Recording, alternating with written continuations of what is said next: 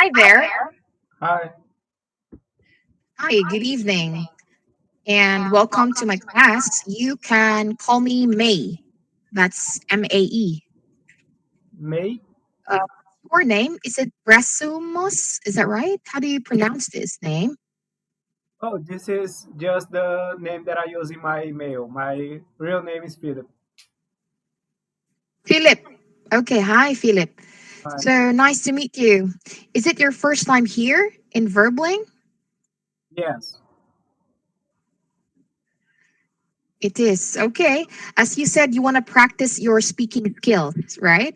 Now, firstly, I'd like to know you better. Let's do self introduction. So, can you please tell me more about yourself, Philip?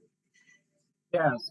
I've been studying English for about a year and a half, but so far I focus pretty much on my listening skills. So, in regarding to my speaking skills, I only practice with ChatGPT and alone. So I think it's time for me to start to booking some calls and some conversations with native speakers to get more used to speak the language. What do you do at the moment? At the moment, I'm studying on university. I don't have a job yet. Okay, so you're a student. Can you tell me more about your background in your studies? So, is this like computer engineering? No, you mean on the university? Yes, in the university. I am currently in half of my course in med school. In medicine, right? Yes, So, you're going to be a doctor. yes, Okay, well, that's great. This time, we will have your speaking and your listening evaluation. As you said, you have been practicing with a chat GPT. So, how do you practice with that? Is this done? How is this done, really, when you said chat GPT? yeah. Well, in the course that I have done, basically Mm-hmm. you focus the first year almost entirely to studying text with audios and TV shows, things like that, and you get some phrase to learn words that you don't know. And in the next part, where you start to practice your output skills, they give you a prompt that you can put on ChatGPT for him to ask you 5 questions. And he asks me these questions, I type it in with a little bit long text, and after I answer the 5 questions, i ask I ask it to make corrections on what I wrote wrongly. So after he gives me feedback, I try to practice what my mistakes were. He gives you a feedback more or Yes. less on grammar side, right? On the grammar side of it. Yeah, on the grammar side, and if I say something in a way that it's very strange to a native speaker, it also tells me a more fluid and natural way to say. Okay, fluidity. All right. But is this some kind of like a text type studies? How do you do this? Yeah, Oral? yeah. How I was saying, so far it was just a text-based study, but with the how do I say, actualizations? With the Yes, actual actualizations, right? I mean, I don't know actualization. exactly the word that I want to say, but with the new models of ChatGPT that have been released, now I also can practice with my. Also, I can talk to it with my voice, and it responds in a very nice way.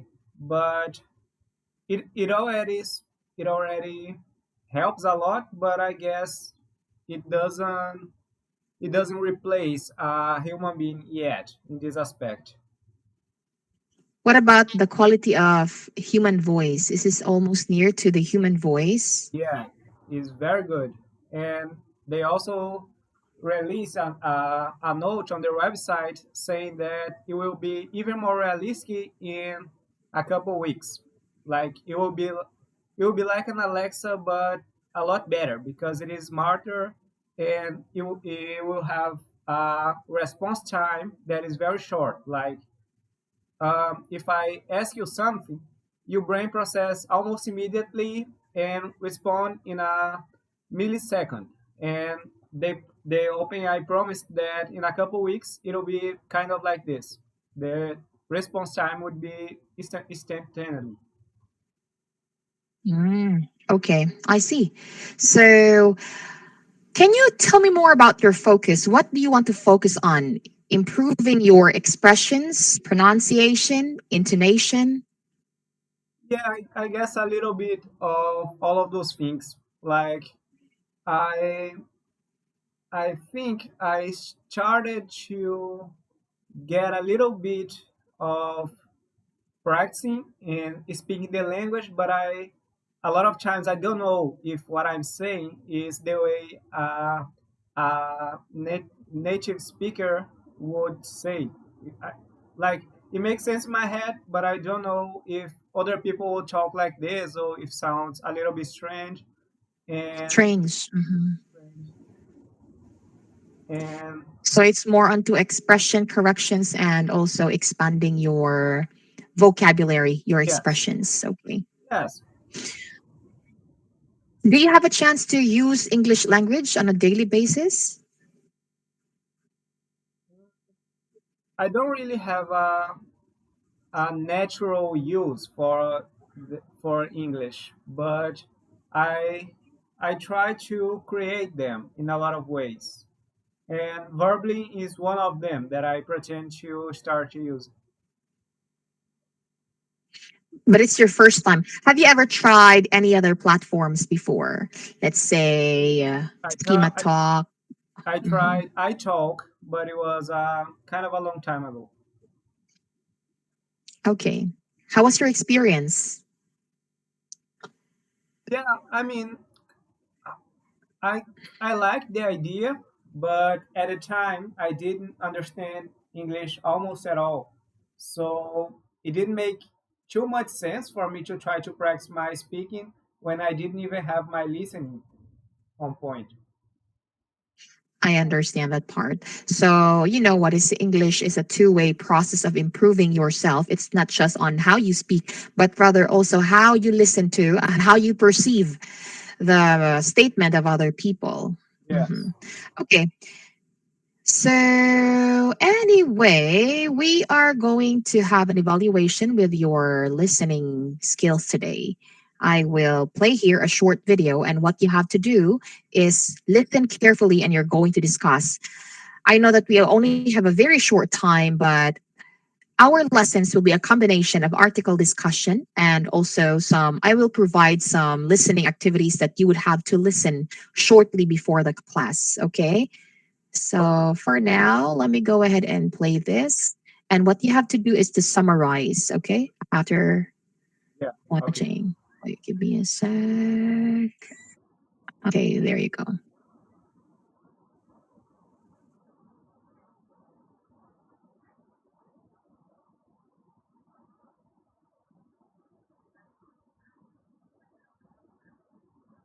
Iconic things that come to mind.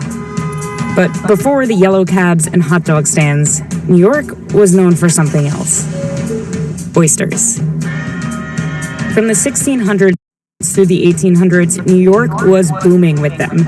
And it was oysters, not hot dogs, sold street side by the millions. Oyster reefs covered over 220,000 acres along the coastline. The reefs were so large that ships needed to navigate around them. But of course, this isn't the case today. Oysters were overharvested nearly out of existence. And not just in New York. Experts estimate we've lost 85% of the world's oyster reefs in the last 200 years. Today, we're trying to put them back. Because this animal that you often find on a dinner plate might actually be an effective defense against the rising ocean. We're losing our coast to climate change. As ocean levels rise, the water erodes the shoreline. This pushes the entire coast back, encroaching on homes and destabilizing land. So, enter the oyster, this uncharismatic rock of an animal. Oh, come on. You don't think they're charismatic? I feel like it's not something I would call cute. No, I can't argue with you there. I can't argue. I've tried, but yeah, no, they're not. Stephanie Westby has been helping to restore oyster reefs in the U.S.'s Chesapeake Bay for over 10 years. Their charisma really lies in their functionality rather than their form. Oysters obviously don't move around. And that's exactly part of the appeal. Oysters stick together, literally. Baby oysters called spat attach to older and even dead oysters in order to grow. And over generations, all of these oysters reproducing and builds up the oyster reef. In some places, that sturdy reef can help defend the coast by dampening the force of incoming waves. If you have an oyster reef that's intertidal, that sticks up, at low tide, then it can perform some of that wave energy protection function. Oyster reefs can break up waves by catching the brunt of the force. Part of the wave is deflected back to the ocean, and the rest can more gently reach the shoreline, which slows long-term erosion. On its own, an oyster reef won't stop a hurricane-level storm surge, but it could definitely limit the damage. And the larger they grow, the more protection they can offer. As time goes on, sea levels will rise. Unlike man-made breakwaters that will need to be rebuilt over time, oyster reefs just keep growing upward. Various organizations around the world are working to restore oyster reefs. But reef restoration isn't as simple as just dumping oysters into a bay. They need something to stick to in order to grow. In New York, one organization puts recycled shells in cages for oyster spat to grow on. And groups in Bangladesh and around the U.S. have placed large concrete barriers offshore for oyster spat to grow on. Now, on their own, concrete structures like this are actually effective breakwaters. So, why add oysters? To understand that, it helps to look at a more familiar type of reef. Oyster reefs provide much the same function as coral reefs. They provide the same kind of habitat. They are the underpinning of the ecological systems where they exist, just like coral reefs. Oysters are filtration systems. They eat by pulling in large quantities of water. Algae, nitrogen, and other contaminants are eaten or harmlessly dumped to the bottom of the bay, and clean water is expelled. A single oyster can filter up to 50 gallons of water every day.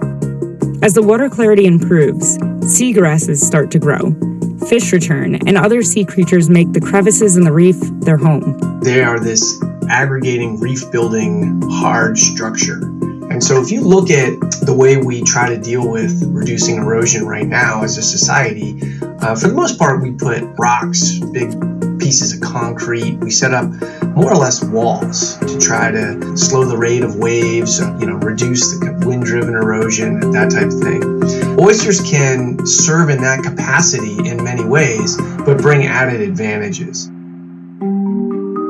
Places like New York City or even the Chesapeake Bay are way too industrialized to bring back the reefs of the 1600s. But that's not really the point.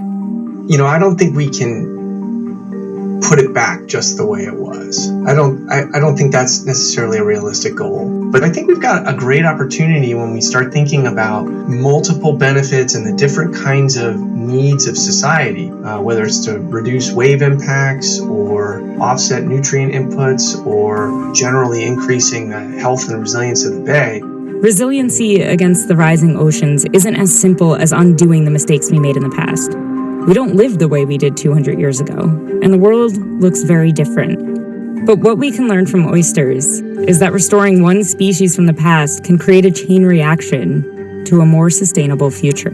It feels hopeful, and it feels like something that we can achieve. So, Philip, Hello.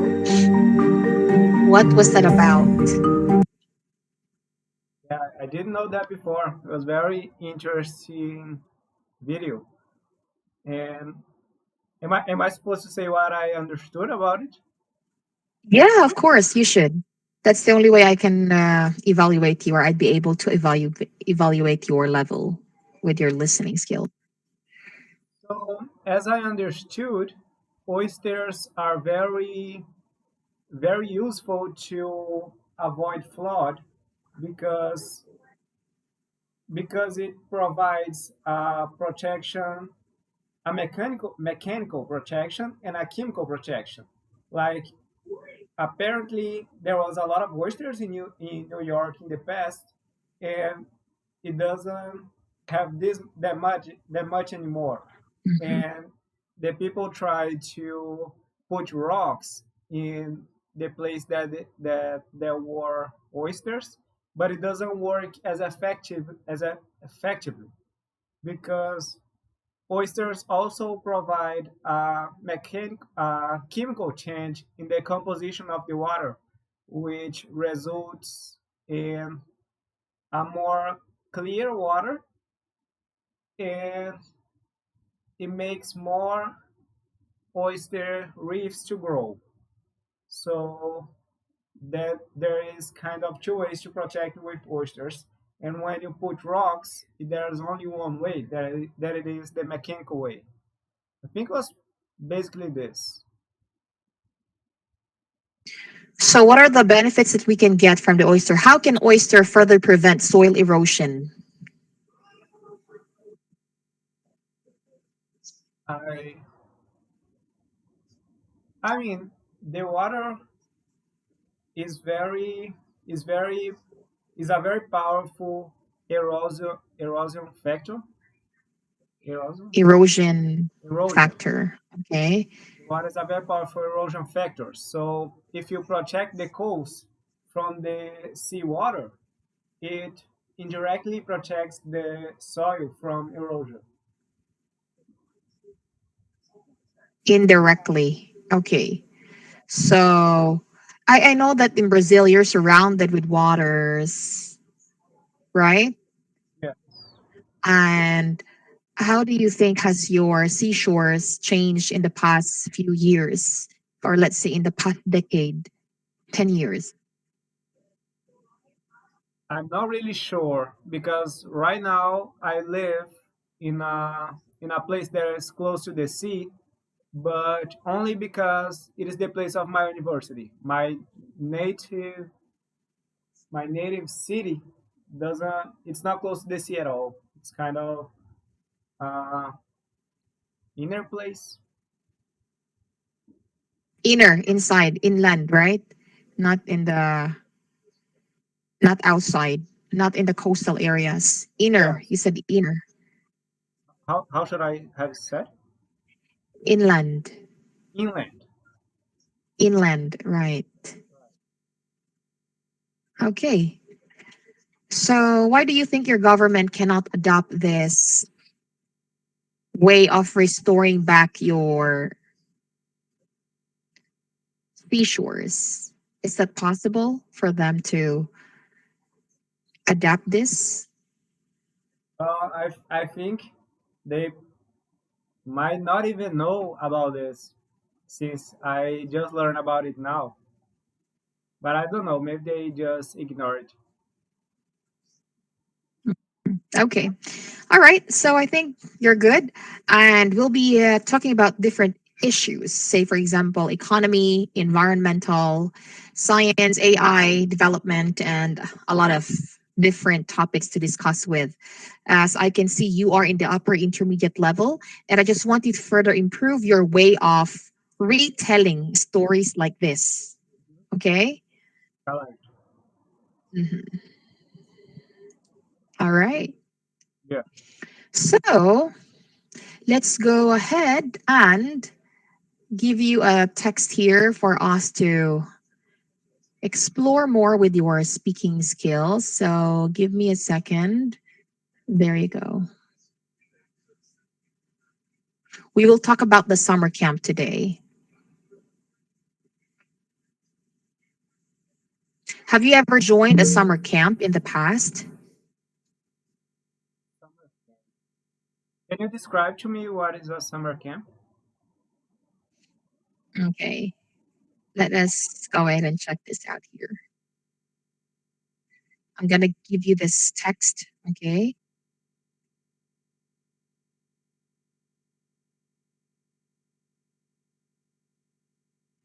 The summer camp. This is it. Mhm.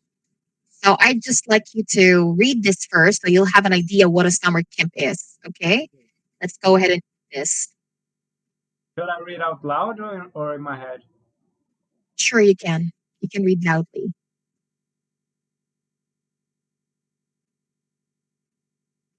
All right, I'm gonna read out loud so you can correct me if I pronounce anything wrong, right?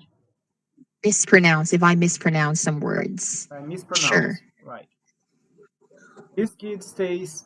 These kids stay several weeks, and some do miss home.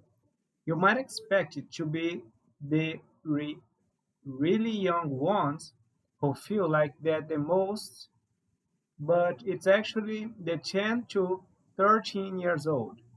We don't let them use their mobile phones all the time. Most children are fine in a couple of days.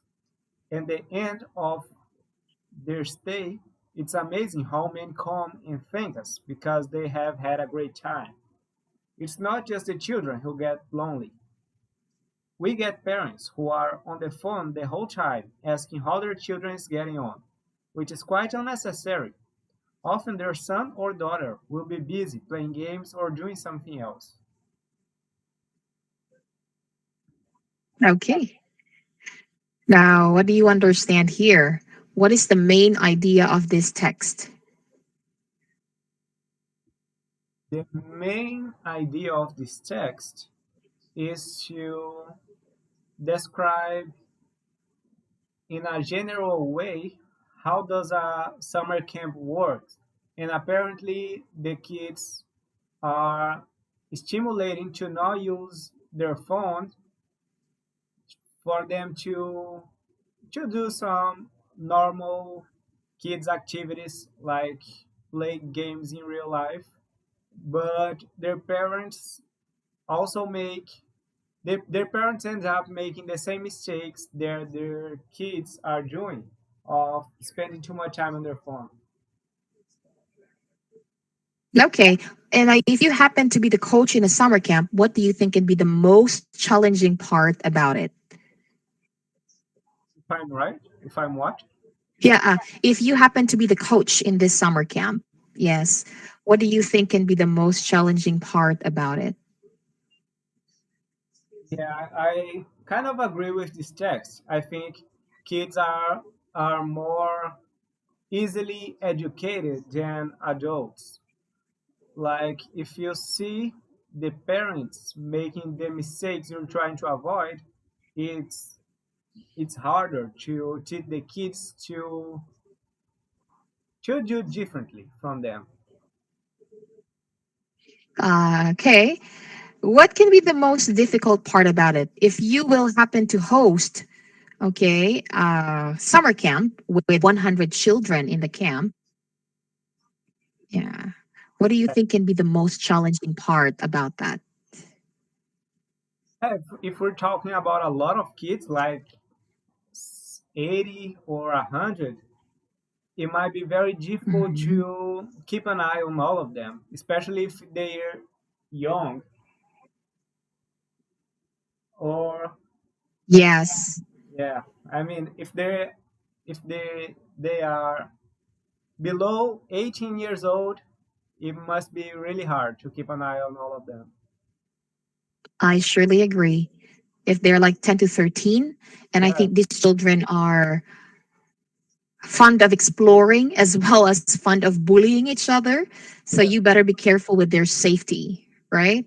Yeah, I was Okay. going to say that if they're really young, would be harder. But when I thought better, I think it would be harder if they were like 15, 16. Must be an age that they're kind of forget the word when like they're how do you say when kids are in this age and they like don't obey their parents? Disobey. They're quite in, they want to show independence, right? Yeah, They want to they be, they want to exercise their independence. yeah. Mhm. Okay. So anyway, Let me give you a quick feedback of what we discussed today. As I can see, you are indeed using some native expressions, and that's really good that you have actually gained that from the chat GPT. So keep on utilizing them in this kind of classes because that's the only way for you to practically use them in class. Okay. So, what we're going to do here now is I'll provide you some kind of materials that you will have to study, okay, for the Yes, next meeting.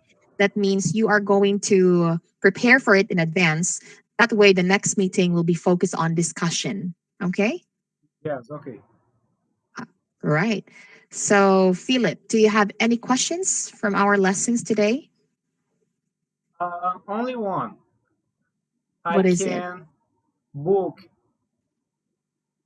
the next classes for 30 minutes, or the class have to have 1 hour duration. Okay, so trial class is the only class here which is 30 minutes and the rest is an hour class. All right. Mhm. All right. So, but you have the freedom to book anytime you want. You're not forced to book it like really like a regular schedule as Yeah. it's being done by any other platforms. So, I hope that you'll be able to practice more and have more freedom in expressing yourself, right? Thanks. Okay. You're welcome, Philip. So keep in touch and I'll see you next time. All right. Bye. Thank you. Bye for now.